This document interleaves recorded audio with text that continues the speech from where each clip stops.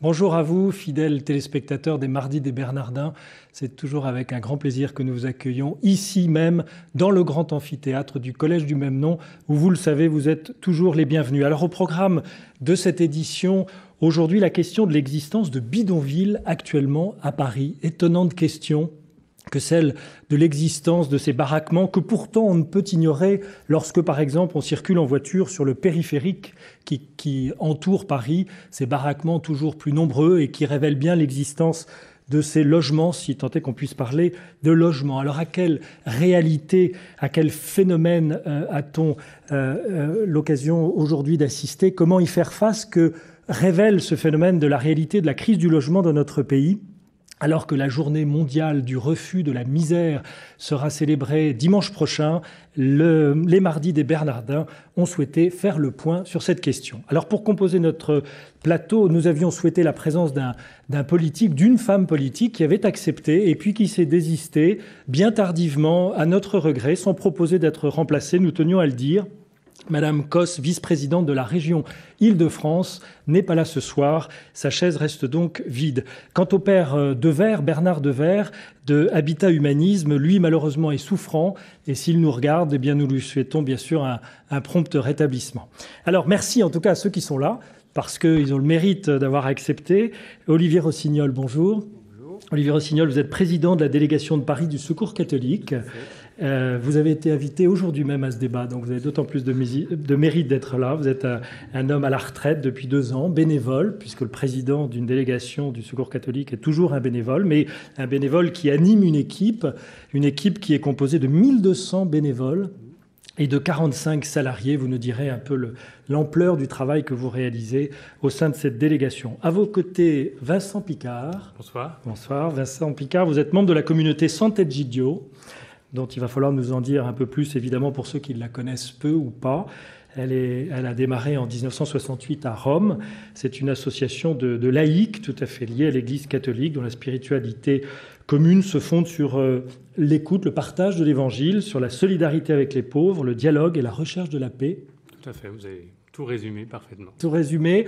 Peut-être on peut dire un mot sur les circonstances dans lesquelles cette communauté s'est fait le plus connaître dans le cadre de la tentative de trouver des solutions à des conflits internationaux, par exemple. Oui, c'est vrai que la communauté de Sant'Egidio, et je vous remercie de nous inviter à parler à ce débat, est souvent connue en France notamment pour son action internationale, pour sa médiation dans certains conflits, et notamment pour le travail accompli pour la paix au Mozambique, puisque l'accord de paix qui tient toujours au Mozambique et qui a été signé en 1992 l'a été au siège de la communauté, après tout un long travail de plusieurs années de dialogue, de mise en relation des parties prenantes de ce conflit, avec lequel le Mozambique, avec lequel la communauté de Sant'Egidio travaillait depuis de nombreuses années dans des liens de solidarité classiques. Le Mozambique, un pays de la périphérie, on va parler de la périphérie ce soir, et c'est pas un hasard que la communauté de Sant'Egidio soit intéressée à ce pays, et depuis qu'elle continue à s'intéresser à toutes les périphéries du monde, qui sont souvent des lieux de violence, des lieux de conflit. Sur le plan de la solidarité avec les pauvres, peut-être on vous connaît moins, en tout cas en France, sur ce plan-là. Quelle est l'intuition? Quelle est la démarche? Quelle est la spiritualité? En fait, c'est le premier pas de toute communauté de Sant'Egidio.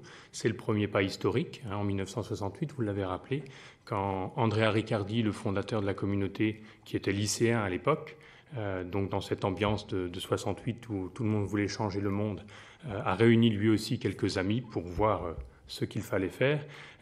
Il a tout de suite eu cette intuition, ce premier pas d'aller vers la périphérie de Rome, en l'occurrence, qui était une périphérie de faite de bidonville, justement, et puis de commencer concrètement à faire ce que Jésus demande, puisqu'il lisait aussi l'Évangile avec ses amis, c'est-à-dire donnez-leur vous-même à manger, faites vous-même déjà quelque chose. C'est Matthieu 25. J'étais affamé, vous m'avez donné à manger. J'étais assoiffé, vous m'avez donné à boire. Donc, très concrètement, Sant'Egidio, à la base, et même entièrement, c'est ça. Et le combat que vous avez voulu rappeler contre la guerre est un développement naturel de ça, puisque la guerre, on la considère vraiment comme la mère de toutes les pauvretés.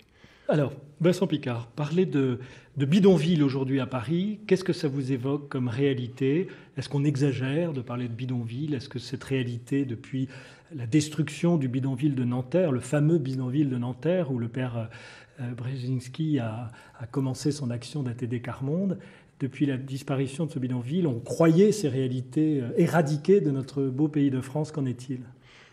Je dirais, moi, le terme bidonville m'évoque déjà quelque chose de très personnel, c'est-à-dire qu'au sein de la communauté de Sant'Egidio à Paris, qui existe depuis grosso modo les JMJ, où un groupe d'étudiants parisiens a souhaité vivre l'esprit de Sant'Egidio à Paris, c'était au moment des JMJ, et depuis lors, nous n'avons eu de cesse que nous aussi d'aller vers la périphérie, de connaître les pauvres de Paris, de nos quartiers où on habite, du quartier là où on fait la prière, et puis petit à petit, et je dirais assez récemment, notre service aux pauvres, en l'occurrence le service aux sans-abri, nous a amené à connaître des familles roumaines et lesquelles nous ont invités à découvrir leur campement. Donc, vous nous dites d'entrée de jeu, la réalité des bidonvilles à Paris, oui, mais c'est une réalité ethniquement cantonnée aux populations des Roms?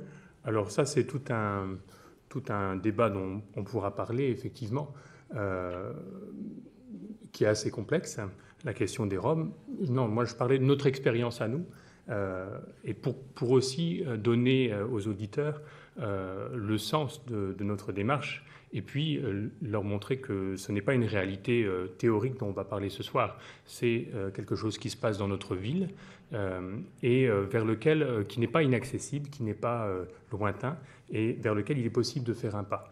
Et ça, c'est vraiment notre message. Le message de la communauté de Sant'Egidio, c'est qu'il est possible de commencer à faire quelque chose. Quelque part, écouter cette conférence et s'y intéresser, se cultiver, c'est le premier pas. Et puis aussi, près de chez soi, de comprendre la vie de cette maman qui fait la mendicité, avec ou sans enfants, etc. Alors racontez-nous, vous-même, c'est eux qui nous amèneront à comprendre vraiment leur histoire, qui est une histoire complexe. Oui. Vous êtes allé vous-même dans Donc effectivement, j'y suis allé, mais pas tout seul, oui. Parce que ça aussi c'est le sens d'un service, je crois, de tout service. Ça peut pas être un acte héroïque et isolé. J'y suis allé notamment avec des étudiants de l'Institut catholique de Paris, avec lesquels depuis 2 ans nous avons pris l'habitude, la belle habitude, une fois par semaine pendant midi, de nous retrouver pour rencontrer les sans-abri de la rue de Rennes, de Saint-Sulpice, etc. Donc, et au bout de 2 ans, ça n'est pas venu tout de suite, certaines personnes que nous avons rencontrées, l'amitié grandissant entre nous, nous ont invités. La première fois, c'était pour fêter l'anniversaire d'un enfant, chez eux, c'est-à-dire à Montreuil, dans un camp légal, celui-là, constitué de caravanes, qui a été mis en place par la mairie de Montreuil et puis également la préfecture, enfin tout un projet, et puis également à La Courneuve ou encore à Saint-Denis, dans différents endroits. Donc voilà la démarche, et c'est une démarche qui se veut respectueuse et qui met au cœur de l'action non pas le geste concret, par exemple, qu'on apporte aussi, de donner un sandwich, etc., mais l'amitié, c'est-à-dire la recherche du lien, de la relation, se regarder et se connaître.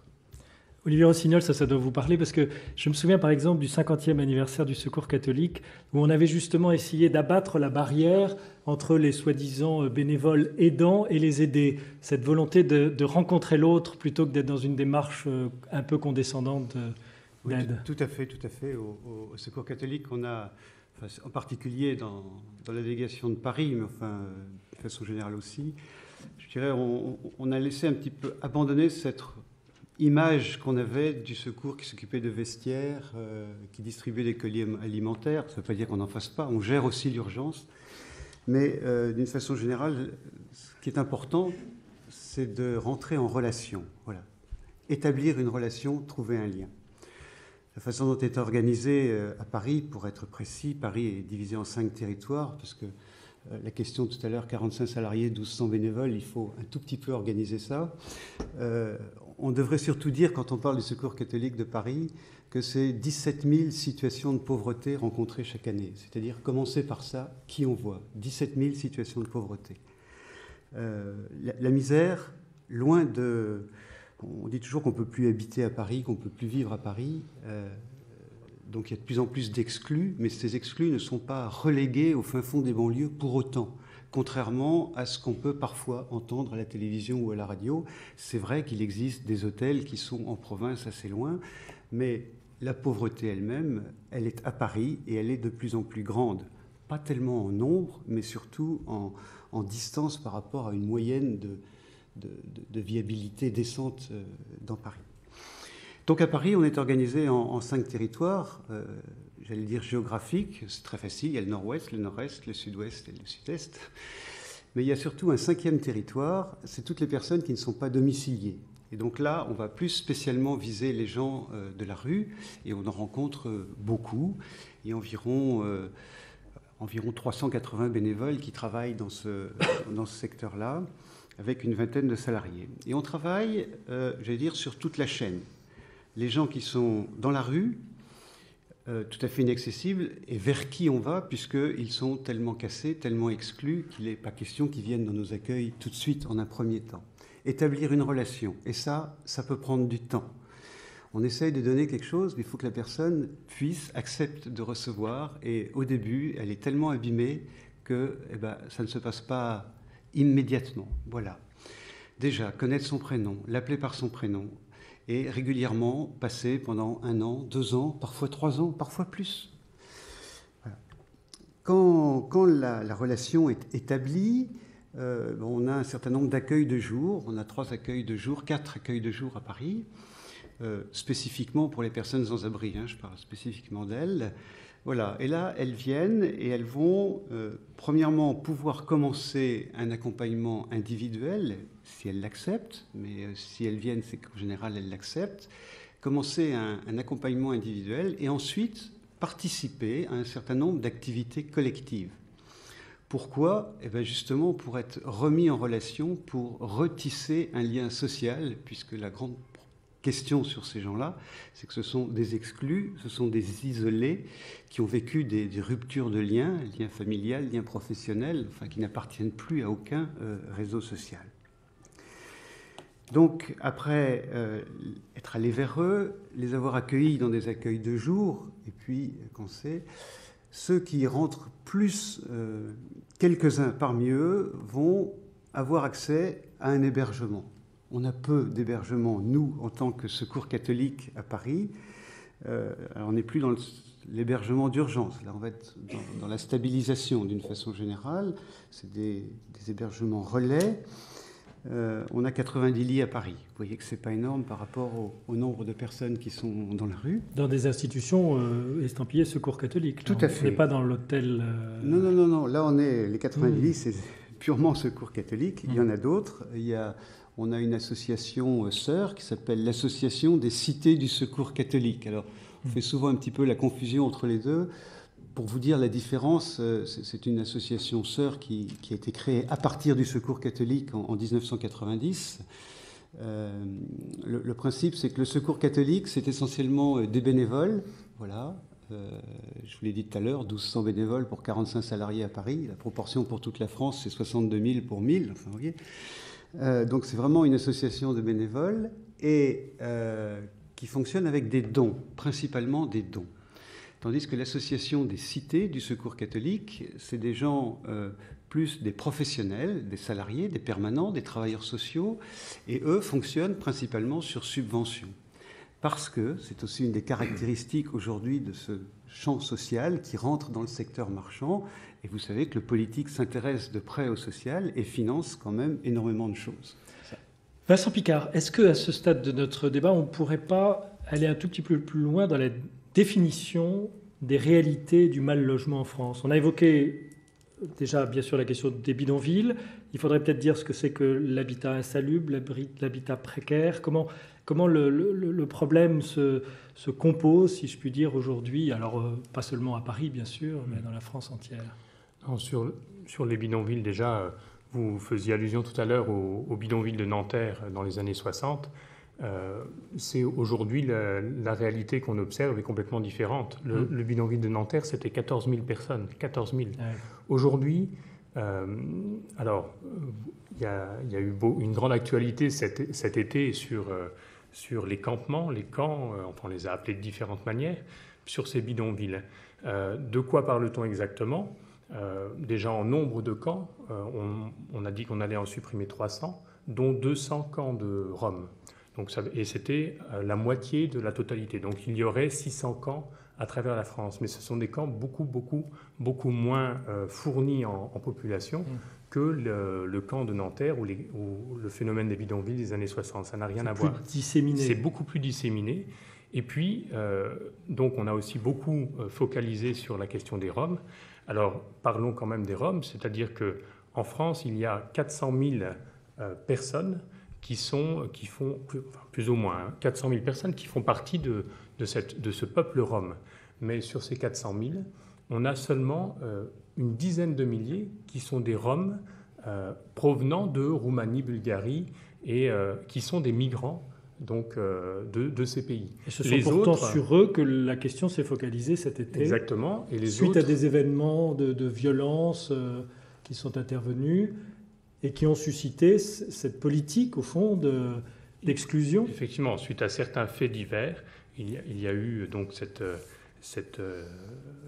mise en projecteur, sous le projecteur de ce qu'on a pu appeler le problème Rome, le problème des campements roms, mais on voit bien qu'on est dans des chiffres qui sont loin d'être des chiffres d'invasion ou des chiffres vraiment problématiques.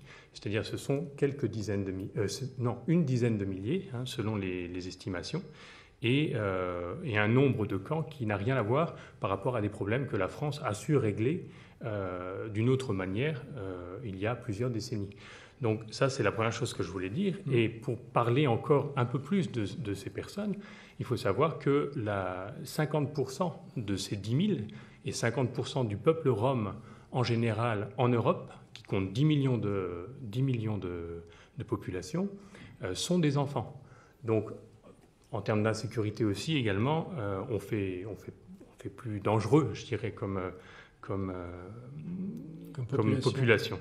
50% d'enfants et par contre, et là on voit bien où situe l'insécurité, il faut savoir que l'espérance de vie du peuple rom en Europe est de 30 années inférieure à la moyenne de l'espérance de vie des Européens que nous sommes. Donc c'est un peuple qui est soumis à des conditions de vie très dures, dont des conditions de logement très dures, mais pas seulement. C'est des conditions de discrimination généralisée, pas seulement maintenant, mais depuis des décennies et même des centaines d'années. Une discrimination qui a même été synonyme de persécution. Et il faut aussi le rappeler, à la Seconde Guerre mondiale, avec entre 200 et 500 000 Roms qui sont morts du fait des camps d'extermination nazis. Donc voilà, je voulais juste préciser que quand on rentre dans un bidonville rom à Paris, eh bien on rentre avec ce peuple qui a des caractéristiques dont on ne parle jamais ou trop peu. Ce peuple aspire-t-il à la sédentarisation ? Parce qu'au fond, la question du logement pose la question de la sédentarisation. On Exactement. Ne va pas pouvoir traiter le logement d'une personne qui vit dans une logique de nomadisme. Alors là aussi, il y a besoin d'éclaircissements importants, puisque plus de 95% du peuple rom aujourd'hui, et je parle pour l'Europe en entier, est sédentaire. C'est-à-dire que le peuple, la frange nomade est extrêmement faible. Elle est un peu plus forte dans le sud de la France, mais là on parle non pas des 10 000 Roms d'origine de Roumanie, mais des Roms, des 95% de Roms qui sont de nationalité française et qui habitent et qui pratiquent leur métier nomade depuis toujours dans de bonnes conditions. Donc aujourd'hui, les camps Roms de Paris sont peuplés non pas de nomades, mais de migrants qui sont venus jusque chez nous, non pas parce qu'ils arrivent ici dans une étape dans leur voyage qui ne se terminera jamais, mais parce qu'ils ont quitté leur pays où ils étaient sédentaires, où ils ont des maisons pour la plupart, et où ils ne peuvent plus vivre pour des questions économiques, sociales, de discrimination également. Donc on a un peuple sédentaire, donc on n'a pas le problème de les sédentariser.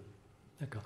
Et quelle est l'interpellation qui nous est posée à travers ce dossier des Roms? Parce qu'on voit bien, vous l'avez résumé à ces réalités statistiques, si c'est 10 000 personnes, si c'est une population essentiellement d'enfants, de jeunes. Voilà, la peur est une réalité tout à fait irrationnelle et sans doute gonflée. Mais je crois que c'est l'occasion de s'interroger sur ce que cette situation de ce peuple-là en particulier et de la visibilité de sa misère nous pose. Un peu comme... Je crois qu'il y a une question morale déjà au départ. Il y a un homme qui a fait une bêtise, à qui ce n'est pas arrivé de faire une bêtise, et je ne vais pas l'excuser, mais que la loi le gère et la justice le gère. Et il y a 10 000 personnes, puisque c'est environ 10 000 personnes, Rome derrière, qui vont payer les pots cassés par une stigmatisation qui n'est absolument pas normale.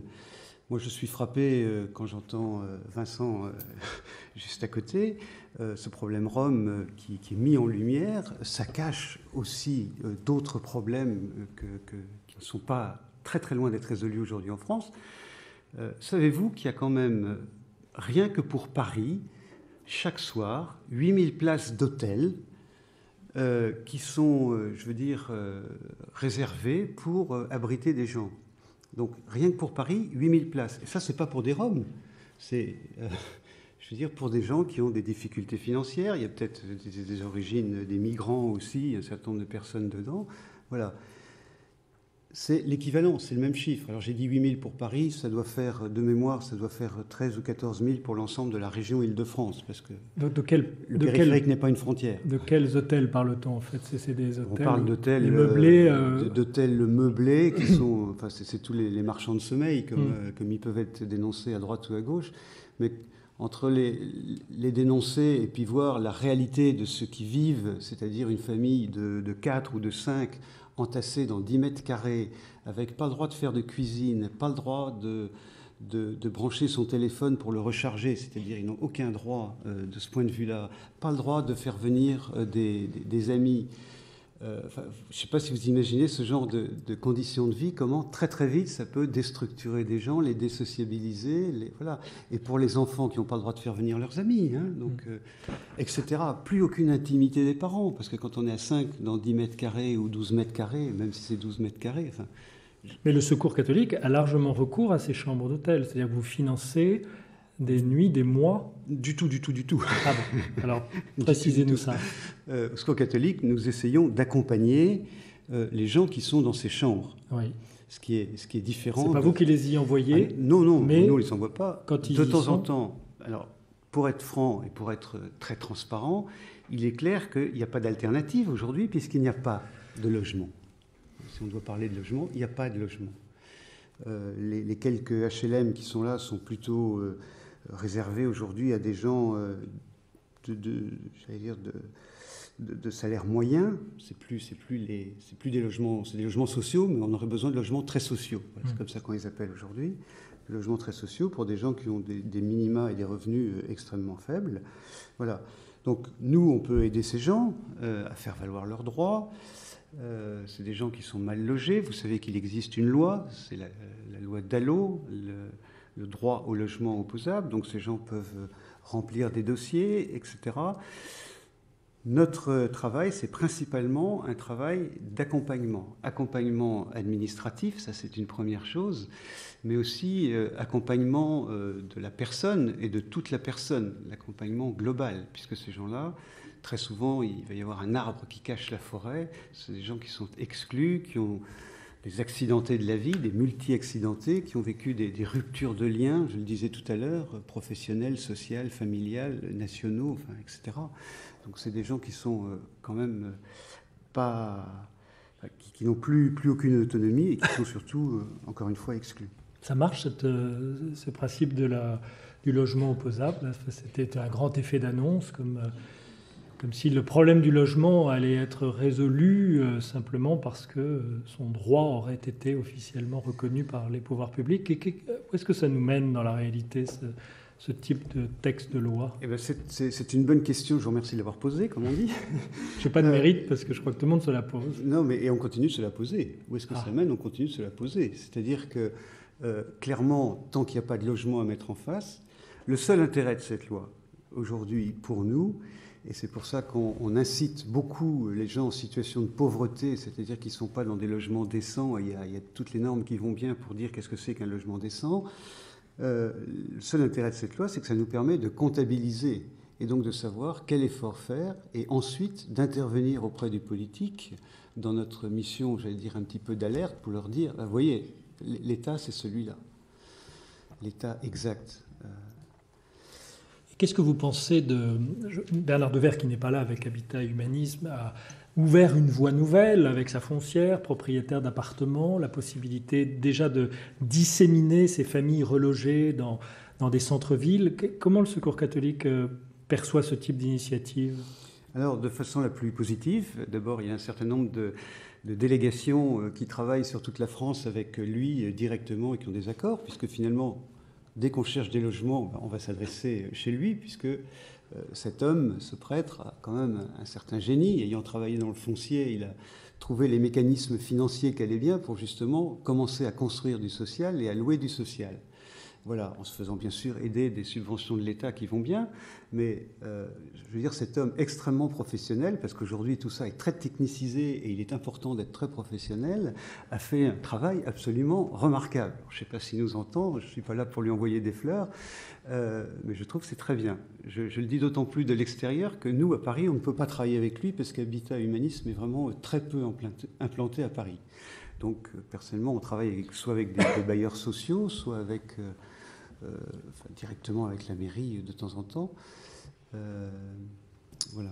Est-ce que, Vincent Picard, vous servez aussi d'aiguillon au pouvoir public? Parce qu'on voit bien que tout ce milieu associatif, que ce soit le Secours catholique ou la myriade des associations, au fond, qui s'intéressent au combat contre la misère, est-ce que vous êtes en dialogue avec les pouvoirs publics? Et est-ce que vous avez le sentiment aujourd'hui que les pouvoirs publics, collectivités locales, régionales, États, sont dans l'action et sont en train d'apporter des réponses? On dit par exemple que le nombre de logements sociaux construits chaque année est très largement insuffisant. Qu'est-ce que vous en pensez? Comment vous vous situez sur ce débat-là? Vous dire que je dialogue avec les pouvoirs publics, ce serait malvenu vu que les pouvoirs publics ne sont pas là ce soir. Donc il y a d'autres lieux. Le dialogue était prévu et évidemment, ça aurait été un plaisir de pouvoir parler. Il faut parler avec tous et nous le faisons sur des questions individuelles ou alors quelquefois par des prises de position plus larges. Pas seulement d'ailleurs seulement nationales, parce que pour reprendre la question des Roms, on le sait, c'est un problème européen. Et la communauté de Sant'Egidio, à Paris, je vous l'ai dit depuis une douzaine d'années, ils travaillent, mais en Europe, ça fait depuis le tout début des années 70 qu'on travaille avec les Gitans, avec les Sinti, avec toutes les pièces de cette mosaïque qu'est le peuple rom. Et aujourd'hui, nous avons des communautés, par exemple, qui y travaillent dans un pays comme la Hongrie, où la question est beaucoup plus difficile parce que, d'une part, la population rome est beaucoup plus importante, et d'autre part, il y a surtout un anti-gitanisme beaucoup plus développé, qui est vraiment inculturé, je dirais, qui est transmis de famille en famille. On le voit d'ailleurs, dans nos contacts avec certaines familles roumaines non roms, ici à Paris, où quand on leur parle de notre amitié ou quand ils voient qu'on connaît aussi des Roms, alors on sent qu'ils ne comprennent pas, où ils nous disent « oui, attention, ce sont des voleurs, etc. » Donc tous ces stéréotypes sur les Roms, le peuple rom, tzigane, de ce peuple d'Europe, sont vraiment ancrés. Et on l'a vu aussi, on le voit aussi en France, puisqu'il suffit d'une déclaration ou deux pour que la peur renaisse et pour que les déclarations se bousculent et s'empiergent un petit peu d'ailleurs, parce qu'on a entendu des choses vraiment regrettables. Donc voilà pour Je ne sais plus quelle était la question. Du coup. Sur l'aspect aiguillonner les pouvoirs publics, parce que on sent bien toute la profondeur, toute la richesse de votre démarche très humaine et qui nous interpelle, aller à la rencontre des pauvres, mais vous ne pouvez pas évidemment inscrire votre action autrement que dans une société organisée comme l'est la société française, dans laquelle les moyens sont du côté des pouvoirs publics principalement. Alors comment est-ce que vous contribuez à faire avancer, à donner des idées Tout à fait. Mais nous, ce qu'on croit avant tout, c'est que pour changer le monde, pour transformer la société, il faut commencer par soi-même. C'est-à-dire, il y a un problème aujourd'hui de société. Vous avez prononcé le mot peur tout à l'heure. Je crois que là, on touche vraiment au cœur de notre sujet ce soir. Le mot bidonville fait peur. Et quelque part, il y a des bidonvilles parce qu'il y a la peur. C'est-à-dire que les deux se nourrissent. Le bidonville est aujourd'hui une maladie du vivre ensemble et qui naît de la peur, d'une culture de la peur, qui est aussi une culture du conflit. C'est-à-dire qu'on vit dans un monde globalisé où, comme pour reprendre l'expression de Todorov, les hommes et les femmes sont des hommes et des femmes dépaysés. Et qui donc, face à ce monde qui se globalise, qui se mondialise, cherche à se rassurer, à se sécuriser dans une quête identitaire, dans une quête de sécurité. Et donc c'est la peur qui naît, et la culture du conflit. D'ailleurs, l'expression, tout à l'heure vous parliez du droit opposable au logement, le mot opposable est révélateur de cette culture du conflit. C'est-à-dire qu'un droit, on l'a ou on ne l'a pas. Mais que ce droit, il existe parce qu'il est opposable, parce qu'il n'existe que parce qu'il va y avoir conflit pour l'obtenir, pour le défendre.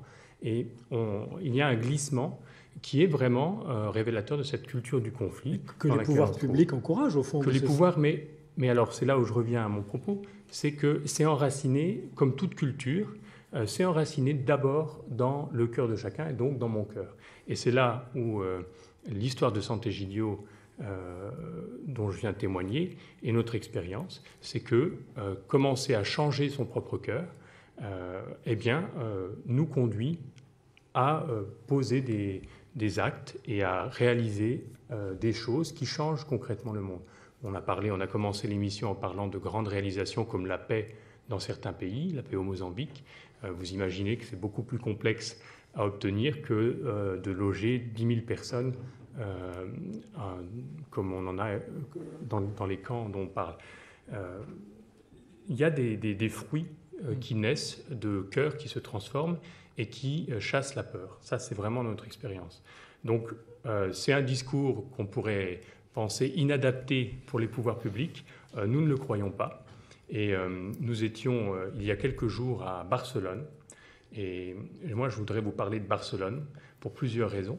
On était à Barcelone parce que la communauté de Sant'Egidio, depuis 1986, poursuit le rêve de Jean-Paul II d'un dialogue entre toutes les religions. Vous vous souvenez de cette rencontre interreligieuse de 86. Et donc on était à Barcelone avec 300 personnalités de toutes les religions du monde pour parler de la paix et du dialogue, de l'importance du dialogue. Et Barcelone, c'est aussi une ville où il y a, en matière de gestion des bidonvilles et de la question des Roms, et l'Espagne en général, vraiment une vision, vraiment une avance, une longueur d'avance sur les autres pays européens. Il y a une loi qui vient d'être votée pour 2010-2012 en Espagne qui prévoit des financements, 107 millions d'euros, pour l'intégration dans le domaine du logement. Le logement est cité, j'ai vérifié avant de venir, mais aussi l'éducation, très important, et ça aussi il faut qu'on en parle, et de tous ces problèmes que se posent au peuple rom. Et à Barcelone, il y a un quartier qui était le quartier gitan depuis une quarantaine d'années, qui jusqu'à la fin des années 80 était un quartier de campement, donc type bidonville, insalubre, dangereux, etc. Et puis surtout difficile à vivre pour les habitants. Et dès les années 90, il y a eu un vaste programme d'urbanisation de ce quartier, non pas pour chasser les Roms, mais pour leur offrir ce qu'ils souhaitaient, eux qui étaient des Roms sédentaires, c'est-à-dire des maisons en dur, Alors aujourd'hui, nos amis de la communauté de Sant'Egidio de Barcelone nous racontent que ça reste un quartier qui est différent des autres quartiers de Barcelone, donc avec cette culture rome qui vit, avec notamment, on nous parle de poulailler, etc. Enfin, il y a un côté comme ça, une vie avec leurs traditions, mais c'est un quartier d'une ville qui fait partie de la ville, donc il y a un vivre ensemble. On a fait autre chose que d'opposer les communautés. On a accepté d'assumer cette diversité qui est constitutive de l'identité d'un peuple. Et derrière ça, on combat l'idée d'autosuffisance ou d'homogénéisation, c'est-à-dire aucun homme n'est homogène et ne peut vivre seul. Et c'est ce message-là qu'on veut faire passer, en commençant par le vivre nous-mêmes, en commençant par convaincre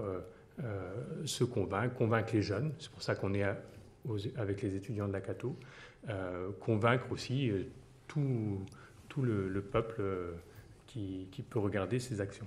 Olivier Rossignol. Je ne dirais pas le contraire, puisque nous, vraiment, notre axe, c'est s'associer avec les plus pauvres pour construire une société plus fraternelle et plus juste. Donc, voilà. D'ailleurs, ces mots, et pour en revenir aux Roms, avec l'expérience qu'on a au Secours catholique donc, de Paris, puisqu'on accompagne, j'allais dire, deux, trois endroits. Il y a la porte de Choisy, et puis l'autre, je ne l'ai pas présent à l'esprit, mais je sais qu'on accompagne deux. On est quand même dans une situation qui est très paradoxale. Alors, je conçois qu'au niveau étatique, je parle de l'État, la nation, on ne peut pas rentrer dans le détail, donc il faut gérer des cadres, des flux, ce genre de choses. Au niveau des collectivités territoriales, il y a déjà un dialogue plus facile. Pour ne rien cacher, aujourd'hui, la mairie de Paris nous a payé pendant 6 mois une traductrice, parce que quand on va voir ces gens-là et qu'on a envie de les aider, il y a une première barrière qui est la langue.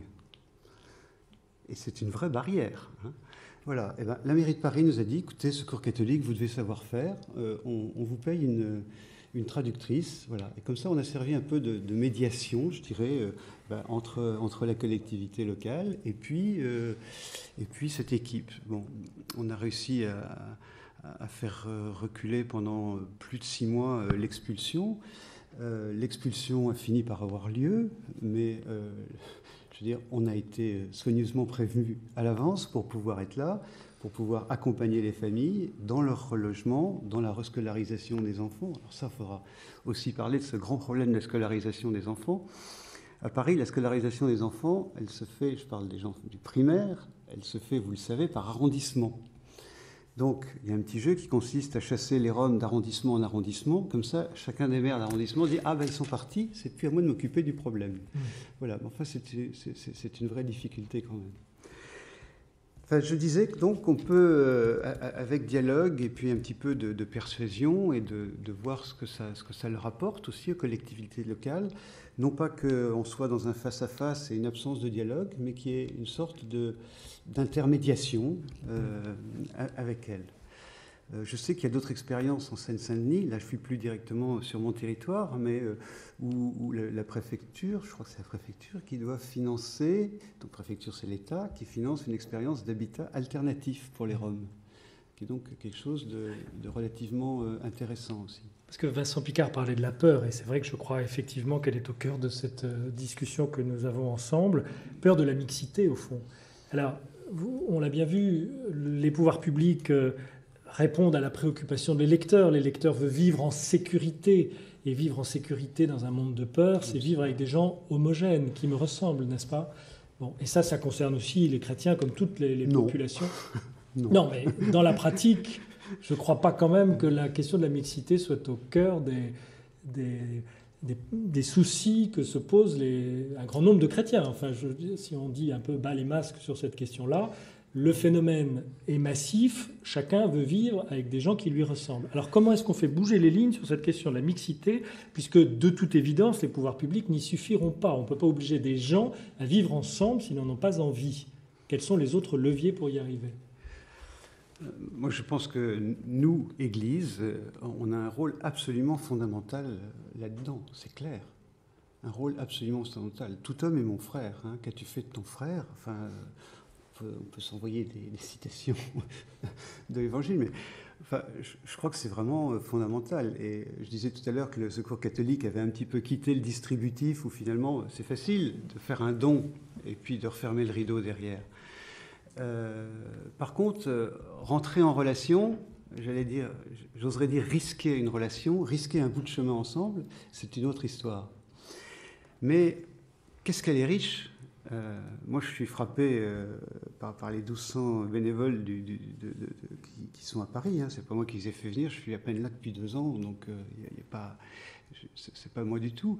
Mais c'est des gens qui aiment leur travail et qui trouvent dans cette rencontre de l'autre un épanouissement extraordinaire d'eux-mêmes. C'est donc une richesse. Donc cette relation, c'est sûr qu'elle est enrichissante. C'est sûr qu'elle est très enrichissante. Et à Paris, je veux dire, le climat a complètement changé à partir du moment où on a arrêté de faire quelque chose à leur place ou pour eux. Mais simplement qu'on leur a dit, allez, c'est toi qui fais maintenant, tu te remets debout, nous on t'accompagne, on va t'aider. Et donc ça les a responsabilisés et ça crée une vraie vie de communauté. Je vous parlais tout à l'heure d'un certain nombre d'actions collectives auxquelles, oui, la barrière entre accueillant, accueilli, elle n'est pas encore complètement tombée, mais elle a sérieusement baissé. Voilà. À mon avis, c'est une bonne voie. Vincent Picard. Non, je crois que l'appel à la mixité, il est clair, c'est l'appel de l'Évangile à aimer son prochain. L'appel du pape Benoît XVI aussi, pendant cet été, à accueillir les légitimes diversités humaines. Je pense qu'on doit tous le prendre pour un appel pour nous personnellement, pas seulement un appel à Nicolas Sarkozy. C'était un appel d'abord au peuple chrétien à accueillir la diversité. Et moi, alors si je devais lancer un appel à mon tour, je dirais par exemple à la personne qui donne la pièce à la petite Roumaine qui fait la manche devant sa boulangerie et qui lui donne juste à elle parce que peut-être elle se dit qu'elle ne peut pas donner à tout le monde, ou qui lui donne juste à elle parce que elle l'a vue depuis longtemps, elle a bien vu qu'elle est quand même sympathique, etc., ou elle s'est laissée attendrir. Mon appel, c'est surtout qu'elle continue, c'est-à-dire que chacun continue à poser ses actes qui sont peut-être des actes naïfs, mais il vaut mieux être naïf qu'avare. Il faut mieux être naïf que résigné. Et c'est surtout de ces petits cours d'eau qu'on fait les grandes rivières. Et souvent, nos amis de la rue, les sans-abri qu'on rencontre, nous disent que la période la plus difficile de l'année, paradoxalement, ce n'est pas du tout l'hiver, on en parle beaucoup dans les médias, l'hiver, pour les sans-abri, mais c'est l'été. C'est l'été parce que l'été, justement, qu'est-ce qui se passe? Eh bien, la dame qui donne la pièce tous les jours, ou tous les 2 jours, parce qu'elle est là, elle habite juste au-dessus, eh bien, elle est partie en vacances pendant 2 mois. Et là, c'est le grand désert affectif, économique aussi, où la vie devient vraiment beaucoup, beaucoup plus difficile. Et ça, ils nous le disent tous, très, très clairement. Donc, un appel à continuer à faire le pas, ne pas le faire tout seul. Vivons ensemble. Je veux dire, si on veut prêcher le vivre ensemble pour la société tout entière, alors sachons nous réunir, sachons vivre des liens d'amitié entre nous pour trouver des solutions. Et cette proximité entre nous, cette proximité avec le pauvre, c'est la solution. C'est-à-dire, il faut faire son deuil des solutions globales au problème du mal-logement. Il faut faire son deuil à la solution qui consiste à dire on va éradiquer, on va raser les personnes, on va les renvoyer chez eux avec une aide au retour pour qu'elles se fixent là-bas. Non, il faut comprendre que ces personnes qui sont venues sont des migrants, qu'il y a un effort pour venir ici, qu'il y a une décision, un choix de vie, une volonté de vivre qui fait partie aussi des valeurs de la France et donc de notre identité. Et donc on a déjà un point commun avec ces personnes qui sont arrivées. On a beaucoup de différences, mais on a au moins ce point commun d'aimer la vie et d'aimer Paris. Et donc voilà, il faut prendre acte de cette situation Et puis, dans la proximité, cesser de vouloir régler les choses de manière globale et cesser surtout de malmener encore plus ces populations. Vous avez compris, je parle de nouveau des Roms, mais 10% seulement des enfants de ces camps vont à l'école. Alors voilà, justement, le thème de l'éducation, c'est peut-être le moment où vous l'avez tous les deux plébiscité. Il ne nous reste que quelques minutes dans notre débat. Qu'est-ce qui manque aujourd'hui pour davantage apporter l'éducation à ces enfants de familles mal logées ou pas logées du tout? Il manque la stabilité. Là, j'ai cité Benoît XVI, et là, je citerai Monseigneur 23, dans son intervention au cœur de l'été, a parlé de la nécessité de stabilité. Et il a dit « Une société civilisée suppose d'avoir une stabilité des relations, une stabilité des liens. S'il n'y a pas de stabilité dans les liens familiaux, il n'y a pas d'éducation. S'il n'y a pas de stabilité dans les liens sociaux, il n'y a pas de vie civilisée. C'est sur ce travail de cohésion et de stabilité que l'on doit investir nos efforts. » Et voilà, c'est très concret. C'est-à-dire que si une famille, comme on en connaît certaines, ont réussi tant bien que mal à faire inscrire leur enfant à l'école, une famille d'un bidonville, et qu'on vient raser le bidonville, la renvoyer pour quelques mois en Roumanie, elle va revenir, parce que on sait que c'est ce qui se passe, mais là, elle va revenir, elle devra trouver un autre lieu, donc elle ne pourra plus être dans la même école, et de ce faisant, on casse les parcours éducatifs des enfants. Donc ça, c'est un vrai drame, parce qu'on ne s'occupe pas de ces enfants comme on s'occuperait des nôtres.